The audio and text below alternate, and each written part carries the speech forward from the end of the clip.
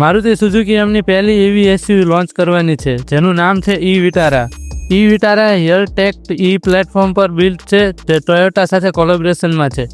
આ ગાડીને પહેલીવાર જાન્યુઆરી 2025માં ભારત મોબિલિટી શોમાં ઇન્ટ્રોડ્યુસ કરી હતી અને 3 સપ્ટેમ્બર 2025 સુધીમાં લોન્ચ પણ કરી દેવાના છે. આ ગાડીમાં 2 બેટરી ઓપ્શન આવશે. બેઝ મોડલમાં 49 કિલોવોટ આવર જે 142 bhp નો પાવર આપશે અને ટોપ મોડલમાં 100 કિલોવોટ આવર આવશે જે 172 bhp નો પાવર આપશે અને ટોપ મોડલમાં 500 કિલોમીટરથી પણ વધારેની રેન્જ મળશે. આ ગાડીનો ઓલ વ્હીલ ડ્રાઈવ વર્ઝન આવશે. એટલું જ નહીં, એની અંદર ઓલ ગ્રીપ સિસ્ટમ સાથે ટ્રેલ મોડ છે. એનો મતલબ એમ કે ગાડીને રફ રોડ અને સ્લીપરી સરફેસમાં ટ્રેક્શન કંટ્રોલ આપશે.